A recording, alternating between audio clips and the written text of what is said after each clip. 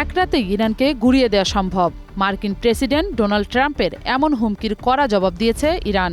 ট্রাম্পের উস্কানিমূলক ভাষা ও অযৌক্তিক হুমকিতে ইহুদি বাহিনীর বিরুদ্ধে তেহরানের অবস্থান পরিবর্তন হবে না বলে ঘোষণা দিয়েছে ইরানের সেনাবাহিনী।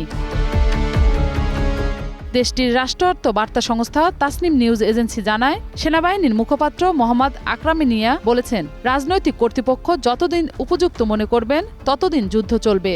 এদিকে দেশটির সর্বোচ্চ নেতা মোস্তফা খামেনি বলেছেন, শীর্ষ নেতাদের হত্যাকাণ্ড ইরানি বাহিনীকে দমাতে পারবে না।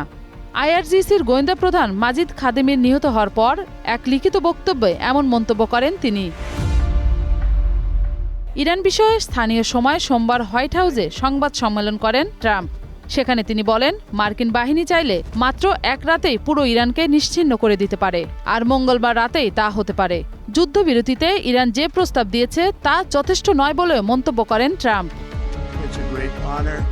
ট্রাম্প সাংবাদিকদের বলেন, পারতপক্ষে যুক্তরাষ্ট্র ইরানকে ধ্বংস করে দিচ্ছে। তাদের কোনো সেতু থাকবে না, এমনকি কোনো বিদ্যুৎ কেন্দ্র, তাদের কিছুই থাকবে না, কারণ এর চেয়েও খারাপ কিছু বিষয় রয়েছে।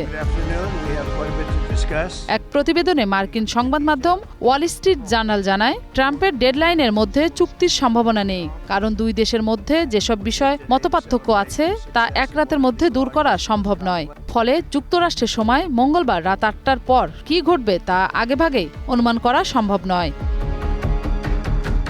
এদিকে হরমুজ প্রণালীতে বাণিজ্যিক জাহাজ চলাচলের সুরক্ষায় একটি প্রস্তাবে স্থানীয় সময় মঙ্গলবার জাতিসংঘ নিরাপত্তা পরিষদে ভোট হওয়ার কথা রয়েছে।